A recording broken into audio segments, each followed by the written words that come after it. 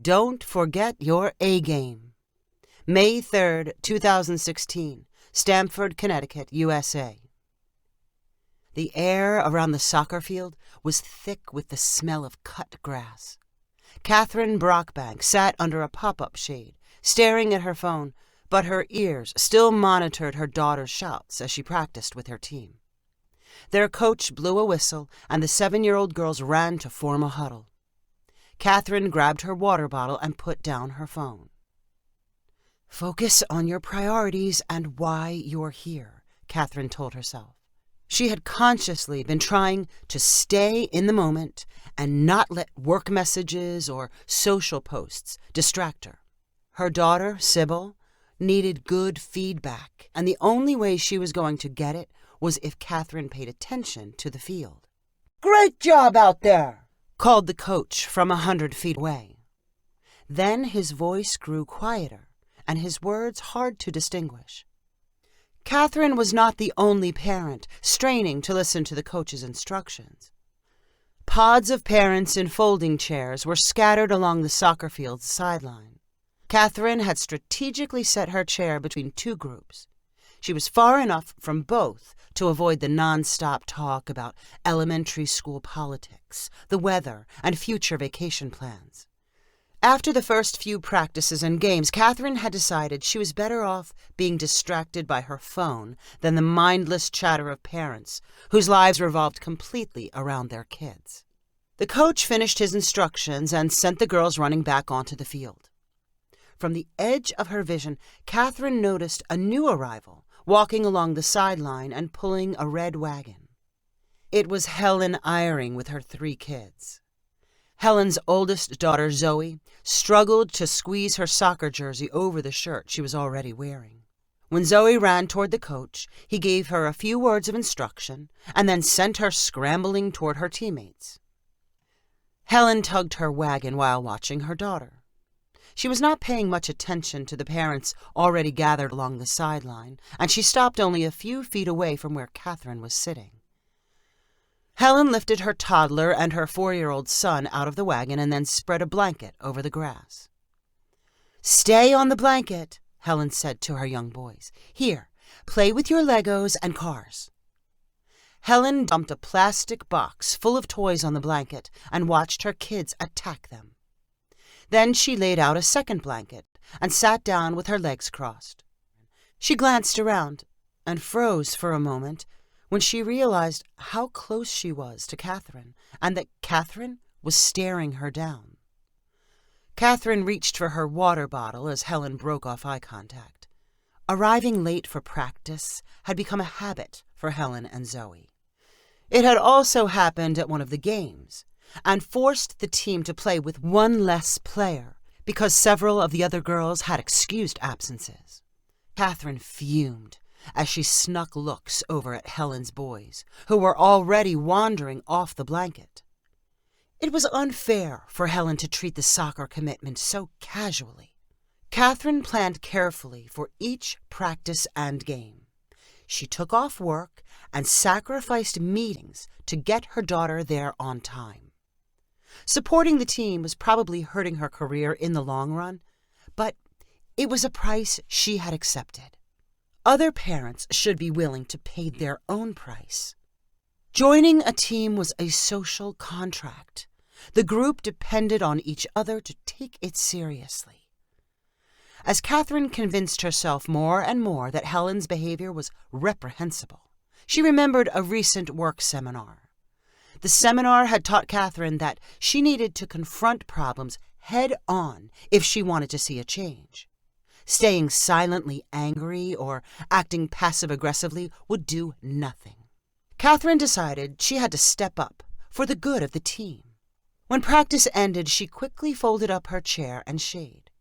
Then she took a few steps toward Helen, who was collecting toys from the blanket and surrounding grass. "I mean to say this as politely as possible," Catherine began, looking down at Helen. "I'm concerned about you showing up late for practice and games." Helen peered up in surprise, her hands full of Legos. "Oh, I'm sorry. I guess sometimes I get Too overwhelmed and busy." "We're all busy," answered Catherine. "Is there something you can do to help you plan better? How about setting an alert on your phone?" Helen's toddler whimpered and flung a toy car toward his sister Zoe, who had run up toward the blanket. "I've got a schedule, but things don't always work out," Helen said apologetically to Catherine. "Well, it's hurting your daughter. She's not getting the practice she needs, and you're hurting the team. What if we had to forfeit because you showed up late to a game?" Helen grabbed her toddler and put him in the wagon. "All I can say is, I'm sorry," said Helen, clearly embarrassed and on the verge of tears. "I'll try harder." Catherine realized that she might have come across as too harsh. She tried to sound conciliatory when she added, "We're all in this together. Let me know if I can help." Helen smiled weakly and rushed to get her kids' toys and blankets into the wagon. She grabbed her daughter's hand and headed across the grass to the parking lot. Other parents could not help but see and hear what had happened. Catherine looked around at them and then shrugged her shoulders as if to say, "I was the only one brave enough to do what had to be done." Catherine's daughter, Sybil, had been chatting with her friends and only caught the very end of her mother's confrontation with Helen. "What were you talking with Zoe's mom about?" she asked Catherine. "Nothing important, just parent stuff, trying to help the team," Catherine quickly responded. She changed the subject. "I saw you passing the ball back and forth. You looked really good." "You think so?" "Yes, I do. You're the best kicker on the team." "No, I'm not. Lizzie's a better kicker than me." "Not from what I saw. I could tell that all the practicing you've done with your dad has made a difference." "I'll never kick as hard as Dad does," said Sybil. "It's more important to be accurate. That's why you need to practice, the same way you do with swimming and piano." Catherine and Sybil arrived at their white Lexus SUV and loaded the foldable chair and shade canopy in the back. Sybil placed her soccer ball next to the chair. "Did your coach say anything special about your game this weekend?" Sybil thought back to the huddles with her team. "Yeah, he said we were supposed to bring something."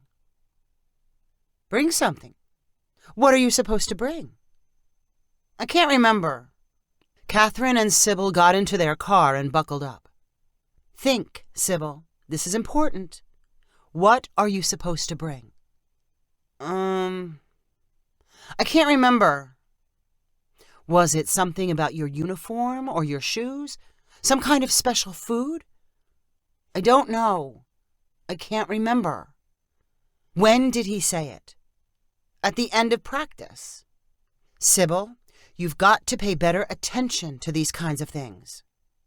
Catherine spent the drive home trying to extract the forgotten thing from Sybil's brain. She had no success. When her husband Dan got home, Catherine explained the problem to him. He sat Sybil down in a hard kitchen chair, intent on probing her memory banks. "When I have a computer problem at work and I can't remember how to do something, I close my eyes and pretend I'm floating in a swimming pool. Can you close your eyes?" Sybil obediently squeezed her eyes shut. "You're floating along in soft water. Now, think back to standing next to your coach. He's talking to you about the game. What does he say?" "Do your best," said Sybil, hoping it was what her dad wanted to hear. "And what are you supposed to bring to the game?" Our uniforms?" "Yes, and what other special thing?" I don't know." Dan tried for another 10 minutes, but got nothing more out of Sybil. "Maybe we could call one of the other parents," he suggested to Catherine. "Maybe that Helen woman. She seems nice." Catherine frowned. "I don't trust the other parents, especially not Helen." "What do you mean you don't trust them?" asked Dan with a chuckle. "A lot of them show up late or forget things for the games and practices all the time. I'm supposed to be the reliable one, How can I be an example if I'm asking them what to bring? Tell them that Sybil forgot. You want them thinking our daughter is an airhead? No, we'll figure it out. Sometimes I don't know why we're doing soccer in the first place, replied Dan. It just stresses everybody out. If Sybil isn't playing soccer, she's not going to have the right friends. You want her going to school without the right group of friends? I don't know. If she has to keep playing soccer, how about dropping something else? These social things are super important. They might seem trivial now, but they can affect the rest of her life. They rub off on high school and where she goes to college. When she started, you said soccer was for fun.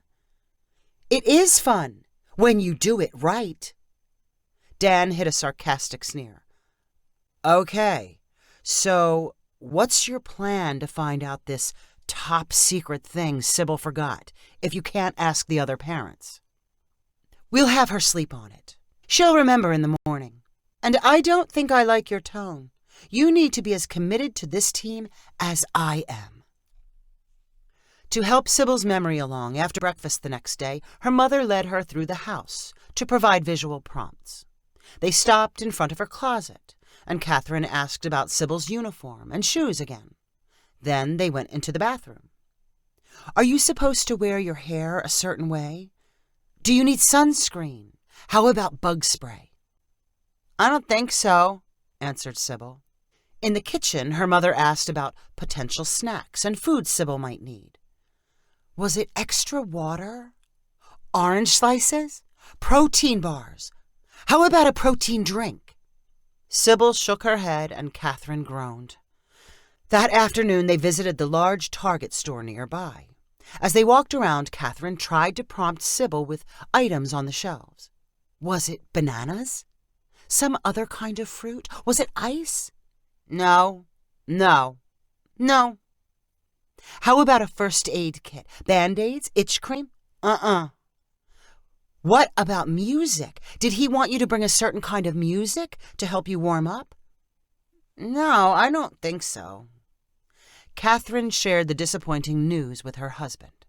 The missing item was still stuck deep inside Sybil's head. So now what? Asked Dan. At this point, I'm not sure if she would remember even if it was staring her in the face. We simply have to bring anything it could possibly be. Before the Saturday game, Catherine and Dan loaded up their SUV with a long list of items. They started with a large cooler filled with ice and an extensive variety of possible snacks. Plastic bags filled with sliced fruits and vegetables were packed next to cartons of yogurt and drinks. Outside the cooler were other snacks that did not need to remain cold: nuts, dried fruits, energy bars, and crackers. Another bag served as a mobile pharmacy, containing every kind of over-the-counter ointment and spray Catherine could imagine. She was prepared for any type of skin problem or allergic reaction. Bandages, braces, and leg casts were ready for any major trauma. The SUV was also piled high with extra chairs and shade canopies, a case of bottled water, along with a 3-gallon water jug. Sybil had extra shoes, socks, shirts, and shorts. The team was scheduled to wear their green jerseys, but Catherine brought the white one as well, along with extra underwear. If we get stranded somewhere, we should be okay for a while, said Dan with a grin as he stared at the loaded SUV. We need to get there early so we can talk to the coach, said Catherine. If we didn't bring the right thing, that will give us a chance to find it before the game starts. When the family arrived at the designated field for the game, they were indeed the first to arrive. They spotted the coach, Marcus, inspecting the nets attached to the goals. Here's our chance. Let's hurry over and ask him, said Catherine. She and Dan walked quickly toward Marcus, while Sybil was content to dribble her soccer ball and stay out of the conversation. Marcus greeted the parents with a friendly smile. He was a native of Brazil and had played some type of professional ball. He was eager to keep all parents happy because they were paying his coaching salary. You must be excited about the game. You're here very early, said Marcos. Yes, we're very excited, said Catherine. We also wanted to ask you about your conversation with the team after practice. Sybil said you told them to bring something special to the game. Marcus continued smiling, but he was obviously confused. We brought everything we could think of, so most likely we're covered, but I wanted to check and make sure. Was it something to do with the uniforms? We brought both colors just in case. Marcus grew thoughtful and raised a finger to his lips. Let me see. What was it I told them to bring? You said it right before the end of practice. Marcus smiled and chuckled. Oh, I remember. I told them to be sure and bring their A game. You know, I wanted them to play their best. Their A game? It wasn't a special kind of food? Asked Catherine. No, it was their A game, said Marcus. I wonder if Sybil even knows what that means, said Dan, returning Marcus's smile. I hope I didn't cause you any trouble, added Marcus. No trouble, replied Catherine, forcing a smile and a tiny laugh. But maybe next time you can send any requests like that in an email. If you enjoyed this story, please rank it on the website 500ironicstories.com. Please subscribe on the website to get weekly updates as new stories are posted. And please share with friends using the convenient links available.